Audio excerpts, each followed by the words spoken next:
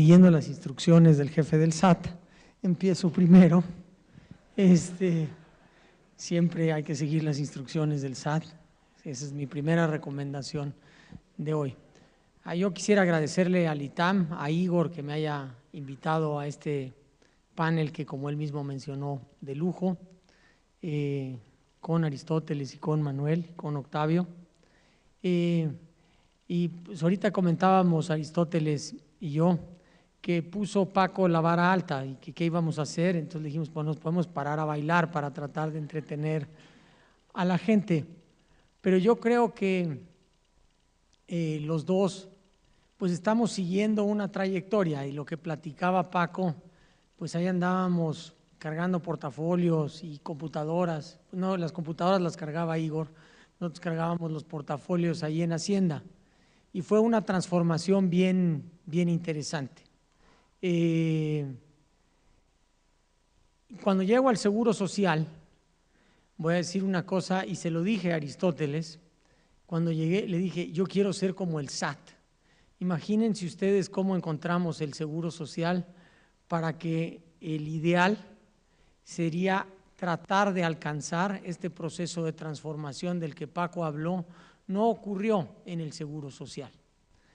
La estrategia cuando llegamos al Seguro Social era una cosa que parece contradictoria, que es mejorar los servicios y sanear financieramente a la institución. Y inmediatamente lo que uno piensa es que eso no se puede. Y pues hemos más o menos podido avanzar en este sentido a través de tres pilares. Y no voy a hablar de los tres, voy a hablar de uno. El primero es la simplificación, digitalización y desregulación de trámites. El segundo es la transparencia en las compras para conseguir las mejores condiciones de precio y calidad. Y la tercera es mejorar los procesos, sobre todo médicos. Ahorita yo hablaré nada más de algunas de las cosas en 3 minutos, que asumo que es más o menos lo que tenemos, que hemos hecho en el IMSS sobre este pilar. Cuando llegamos, no había un solo trámite en el Seguro Social que se pudiera hacer de punta a punta de manera electrónica, de manera digital. Podías hacer ciertas cosas de manera digital, pero si querías hacer todo el ciclo no se podía. A la misma vez teníamos una red que expiraba literalmente un mes después de que llegamos. El 31 de diciembre del 2012. Entonces, todo el proceso de transformación que habíamos vivido en Hacienda no había ocurrido en esta institución. Y doy algunos ejemplos de las cosas que hemos hecho y tratado de avanzar para poder estar como el SAT. Ejemplo, y Paco lo medio mencionó, las cuotas del IMSS se pagaban en persona en el banco con un cheque físico y con disquetes que ya no se hacían y ya no se fabricaban. Eso quiere decir que todos los meses se tenían que movilizar 800,000 personas a pagar al banco. Pues eso ya en el 2013 ya no era aceptable. Se hizo un proceso, otra vez, se va a llevar un par de flores aquí Igor y Tufik, que también están aquí sentados. En 6 meses hicieron este trámite electrónico. Hoy las cuotas del IMSS se pagan de manera electrónica, y ya el 90% de nuestro padrón y más del 90% de nuestra recaudación ya no van al banco. Esto quiere decir que 800,000 coches, que es una fila de aquí a Denver, ya no van al banco cada mes.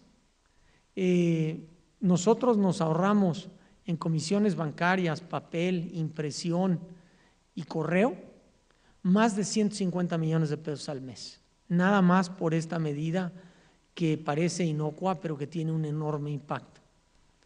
En segundo, en el IMSS pues, tiene un espectro de acción enorme. Además de recaudar, pues nuestra principal función es proveer de salud y de seguridad social. y tenemos miles de trámites y nos arrancamos a simplificar, a eliminar y a digitalizar los trámites más importantes. Hoy hemos digitalizado los 18 trámites más importantes que se hacen en el IMSS, se hacen más de 1 millón de veces al mes y hoy se pueden hacer de manera digital. Esto quiere decir que hay 1 millón de gentes que ya no tiene que venir a nuestras oficinas a hacer cosas, a sacar su número de seguridad social, a checar su número de semanas cotizadas, a verificar cuál es su clínica, a tratar de cambiarlo. Y termino. Fue interesante todo este proceso y podremos platicar más, porque digitalizar los trámites, simplificarlos y digitalizarlos no fue suficiente. Nos arrancamos, los pusimos ahí y nos dimos cuenta que muchos no se usaban. Y pues ni modo que a la gente le cause placer ir a hacer cola a una oficina del IMSS, eso no era una buena explicación de por qué la gente no los estaba utilizando. Y la razón fue, primero, porque pusimos un requisito que mordía demasiado. Y después, porque tenías que hacerle como 23 clics para lograr sacar tu número de seguridad social, entonces pues la gente se perdía. Y de ahí nos dedicamos a simplificar el trámite electrónico. Y para dar un solo ejemplo, la afiliación voluntaria, una vez que simplificamos el trámite, aumentó 5 veces en un mes. Entonces, pues al final del día seguimos trabajando, nos falta muchísimo por hacer. Sigo con mi broma recurrente, todavía no llegamos al grado de automatización y digitalización que tiene el SAT, pero ahí estamos trabajando en tratar de hacer esto y esto tiene un impacto enorme sobre el servicio, pero también sobre nuestra productividad.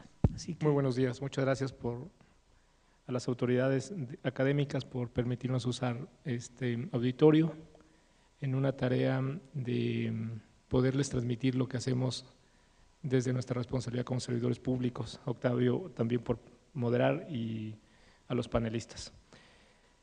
El responsable de que nosotros estemos aquí y el responsable de que estemos viendo el tema se acaba de ir. Hubiera sido ideal que nos acompañara. Debemos reconocer que el hombre que se acaba de ir es el que dejó la semilla en que permitió a una institución como el SAT estar en el momento en el que se encuentra, en el momento digital en el que se encuentra hoy. Por muchas razones, y creo que vale la pena mencionarlas. Hay una estrategia digital en el gobierno. Yo creo que a diferencia de otras administraciones, esta ocasión hay una estrategia que busca articular diferentes esfuerzos y coordinarlos en el gobierno de la República. Pero así como hay esa estrategia, también hay que reconocer que hay diferentes actitudes en muchos servidores públicos que tienen la responsabilidad de dirigir esos esfuerzos que no son coincidentes, porque no son amantes de la tecnología, porque no están conscientes de lo que representa la nueva tecnología en los trámites y que hay una gran resistencia que no se ha sabido vencer en las instituciones. Cuando yo escucho a Pepe Toño con esa actitud, con esa visión, con ese compromiso y con esa convicción, si la encontráramos nosotros en las demás instituciones, seguramente esto sería mucho más rápido. En el SAT esto es gracias a que alguien hace muchos años definió que muchos de los recursos que se reciben por parte del SAT, incluso que no tienen carácter de ingreso público, pudieran fondear la tecnología en el SAT. Hoy una institución como el SAT tiene un gasto de 12,000 millones de pesos anuales en tecnología. Y va desde el soporte, desde la seguridad, desde el uso de la nube, desde todos los esfuerzos que se contratan a través de terceros para poder tener esta digitalización o esta tecnología en el SAT. Sin esos recursos no hubiera sido posible, aún con actitud y con visión no hubiera sido posible, pero alguien sabía que si nos sujetábamos al procedimiento de aprobación de un presupuesto, iba a ser muy difícil destinar tantos recursos al año para poder tener la digitalización que hoy requiere una institución como esta, y donde se soporta el servicio de 1 millón de usuarios por día, que son los que visitan el portal del SAT en promedio, y que cumplen con una tarea a través de trámites digitales. Hace más de 15 años el SAT ya tenía declaraciones electrónicas. Hace 13 años todos sus pagos son vía transferencia o pago electrónico. Ya tiene entonces declaraciones electrónicas, ya tiene pagos electrónicos, sus trámites son electrónicos, todos se hacen en un portal. Pudiera el contribuyente dejar de ir a hacer una visita o un desplazamiento y lo puede hacer desde su casa. Ya tenemos firma electrónica, no tiene que fuimos los primeros, los pioneros en Hacienda de tener una firma electrónica reconocida, sustituyendo la firma autógrafa. Tenemos hoy recurso de revocación electrónico, tenemos contabilidad electrónica, tenemos factura electrónica y enseguida sería ingenuo no pensar que no tendríamos auditorías electrónicas. En el futuro muy cercano, en un par de años, los impuestos se van a pagar desde el celular, donde se va a domiciliar la cuenta y donde el SAT le va a poner la cantidad que presumimos tiene que pagar el contribuyente y desde ahí lo único que el contribuyente va a hacer es hacer suyo el cálculo, porque al final el esquema de autodeterminación fiscal subsiste, hacer suyo el cálculo y declararlo desde ahí. La declaración pasará de aquellos 3,000 campos que venían en una declaración en papel en 1997, 96, en hojas rosas, donde se llenaban a máquina, con una pluma, le llamábamos de tinta atómica, ¿no? En color azul, quién sabe por qué era el azul, pero así se decía, y donde hacíamos un reconocimiento óptico de caracteres de más de 100 millones de declaraciones al año, con una gran cantidad de equipos de cómputo para validar esos datos y tener una base que nos permitiera hacer una vigilancia correcta de las obligaciones de los contribuyentes. Teníamos en ese entonces poco más de 7 millones de contribuyentes, hoy tenemos 50 millones de contribuyentes inscritos. Y todo eso se terminó gracias a la tecnología. Hoy podemos prellenar declaraciones y esas declaraciones en el futuro muy cercano, en un par de años, 3 años, solamente va a ser, en lugar de llenar esos 3,000 campos en unas hojas, que incluso inventamos un tamaño distinto, ni era tamaño carta ni era tamaño oficio, era un tamaño intermedio, a hacerle llegar al correo electrónico en una aplicación un mensaje al contribuyente donde le vamos a decir: este mes lo que tienes que pagar es tanto. ¿Estás de acuerdo? O haces tu declaración a través de la aplicación que está en el SAT. Así va a ser. Y esto es gracias a que existe el recurso, a que existe un compromiso institucional por hacer estas cosas. En el gobierno hace falta mucho todavía. Si se logró hacer trámites fiscales digitales, con un buzón electrónico incluso que ya tenemos, donde tenemos a más de 700,000 usuarios interactuando con un buzón electrónico. Es absurdo creer que nuestra correspondencia la vamos a seguir recibiendo, y hablo de los estados de cuenta, y hablo de la papelería que llega al buzón típico en casa, a creer que va a seguir llegando eso en papel, cuando hoy todo lo que se utiliza en el mundo son documentos digitales. Entonces, es absurdo creer que vamos a seguir utilizando un servicio postal mexicano que se apoye en toda una red de información y de documentación en papel, cuando puede ser en un buzón electrónico. Es absurdo creer que en unos 4 o 5 años vamos a seguir teniendo una licencia de conducir en una tarjeta o en un papel en nuestra cartera, cuando hoy los pagos son electrónicos, los cargos son electrónicos. Que la tarjeta de circulación siga siendo incluso hoy una tarjeta plastificada cuando puede ser un documento digital en un dispositivo móvil. Hay 3 bases que nos permiten rápidamente tomar este reto de la tecnología y la digitalización de los trámites en el gobierno: el Internet, la nube y la multiplicidad del acceso que tienen los ciudadanos a los dispositivos móviles. Hoy, quien está marcando y definiendo y determinando el camino a seguir en el uso de los dispositivos móviles, en el desarrollo de las nuevas tecnologías en estos dispositivos, es el ciudadano. Las últimas grandes descubrimientos tecnológicos o aplicaciones tecnológicas las desarrollaron ciudadanos, no fueron las grandes empresas, no fueron los grandes proveedores. Y ahí está Facebook, y ahí está Twitter, y ahí está WhatsApp, fueron ciudadanos que encontraron una satisfacción en una aplicación de una necesidad que tenía la ciudadanía, la sociedad de un segmento, y hoy son los top en esas empresas que hoy valen más que las empresas anteriormente top y que se dedicaban a desarrollo tecnológico, a desarrollo de software o que eran los grandes proveedores en el mundo. ¿Qué es lo que tenemos que entender? Que el que está marcando hoy la pauta de hacer uso de la tecnología es la ciudadanía. Y no podríamos nosotros quedarnos como gobierno atrás, en el que pudiéramos todavía seguir documentos.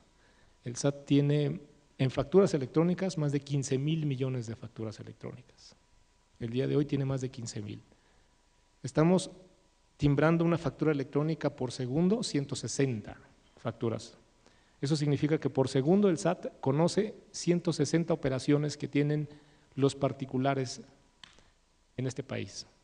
Y entonces sabemos precio, unidad de medida, el emisor, que es el que está vendiendo, el receptor, que es el que está comprando, el importe, ¿no?, el impuesto, la tasa del impuesto, el lugar de entrega, el tipo de producto y toda una minería de datos a las que refería Paco hace un momento, de poder incluso predecir el consumo o tener datos estadísticos que antes no se tenían. Y eso es gracias a un elemento fundamental, la factura electrónica. Y la factura te ofrece una multiplicidad también de beneficios. Te ofrece orden, transparencia, te ofrece prellenado, simplificación, te ofrece privacidad por el mecanismo que tiene, y eso son las bondades que tiene usar las nuevas tecnologías. Hay una resistencia en el SAT, hay corrientes internas en el SAT que quieren mantener esto de manera absoluta, como estaba en el pasado, anquilosado, obsoleto. Y hay otra corriente en el SAT que lo que busca es simplificar, incluso dejando que sean los terceros, los proveedores, los particulares, quienes empiecen a desarrollar las nuevas aplicaciones para que podamos ofrecerle mejores servicios al contribuyente y al ciudadano. Y eso viene a romper un paradigma dentro del SAT, que solamente el SAT era el que creaba las aplicaciones y hoy estamos descansando principalmente en terceros para poder ofrecer estos servicios. Bueno, antes que nada, Octavio, agradecerle al ITAM por la invitación y evidentemente a mis compañeros del panel, el jefe del SAT y el director del Instituto Mexicano del Seguro Social. Desde el sector industrial hemos privilegiado 3 ejes estratégicos principales en los que estamos trabajando para contribuir al desarrollo industrial. El primero es que consideramos que todavía existe un gran campo de oportunidad para impulsar la competitividad y la productividad del sector industrial. Y para eso estamos desarrollando las agendas de competitividad y productividad en todo el país. El segundo pilar estratégico es que consideramos que debemos de competir en los mercados a través de la innovación y para eso estamos impulsando el Sistema Mexicano de Innovación para evitar hacer esfuerzos aislados o duplicar esfuerzos y realmente que las empresas puedan integrarse en procesos de innovación que las hagan más competitivas. Y el tercero, el encadenamiento productivo. Hay una gran parte del sector industrial que hoy está teniendo altos niveles de exportaciones, pero el contenido nacional en nuestro país es el 30%, quiere decir que estamos exportando, más bien estamos importando el 70% de lo que estamos exportando. Entonces decimos somos un país, digamos, exportador, pero todavía de importaciones, ¿no? Entonces ahí tenemos un gran campo de oportunidad. Y esto lo comento porque en estos 3 ejes estratégicos las tecnologías de la información forman una parte fundamental. Y si nos vamos a la primera parte, que es incrementar la competitividad y la productividad del sector industrial, definitivamente que estas agendas que estamos haciendo con una visión de los 3 niveles de gobierno, porque las diferentes dependencias en el sector público inciden de manera importante en el desarrollo competitivo de la industria en los 3 niveles. Y en este sentido consideramos que ha habido grandes avances en nuestro país. Hoy, sin duda, pues se han transformado muchas de las dependencias ya a la era digital. Ahorita, pues dos dependencias muy importantes, el SAT y el Instituto Mexicano del Seguro Social, son ejemplos de un gran avance en lo que tiene que ver con las tecnologías de la información, pero todavía queda mucho por avanzar en nuestro país y es importante recalcar que hay una estrategia nacional para hacer, pues digamos que que toda la tramitología y muchos de los aspectos que inciden directamente con la productividad de las empresas, pues hoy encuentren en las tecnologías de la información un vehículo que nos permita acceder con mayor eficiencia a muchas de las acciones o de los trámites que se tienen que hacer en las industrias. Y algo que nos hemos dado cuenta es que muchas de las dependencias, cuando intentan implementar sistemas de información para ser más eficiente, trabajan mucho con la lógica de hacer más eficientes los procesos internos de las mismas dependencias. Y lo que hoy tenemos que ver es que al final de cuentas la implementación de las tecnologías de la información en el sector gubernamental debe de ir encaminado al ciudadano, al usuario, que es finalmente el que debe de encontrar en las tecnologías de la información métodos que les permitan ser más eficientes. Muchas de las instituciones a nivel internacional identifican la ineficiencia gubernamental directamente con la corrupción. Y esta es una parte importante porque parte de la implementación de las tecnologías de la información es precisamente garantizar mayor transparencia, evitar la discrecionalidad de los funcionarios al momento de hacer una serie de trámites y evidentemente generar mayor certidumbre. Muchos de los países que han implementado con mayor éxito la parte de las tecnologías de la información tienen una gran integración entre las diferentes dependencias de los diferentes niveles de gobierno. Y eso creo que sigue siendo un gran campo de oportunidad en nuestro país, porque hoy hablamos de la facilidad para hacer un trámite en el IMSS o de la facilidad para acceder a hacer un trámite de pago de impuestos en el SAT, pero si nosotros queremos tramitar, por ejemplo, o quisiéramos hacer un trámite, por ejemplo, de gestión de recursos o un trámite como, por ejemplo, gestionar una beca dentro del sector gubernamental, pues todavía podemos acceder a hacer un trámite en línea, pero vamos a tener que llenar todo un expediente y vamos a tener que ir a hacer todavía la fila. Y la información ya está en las dependencias de gobierno. Entonces creo que el siguiente paso es esa integración.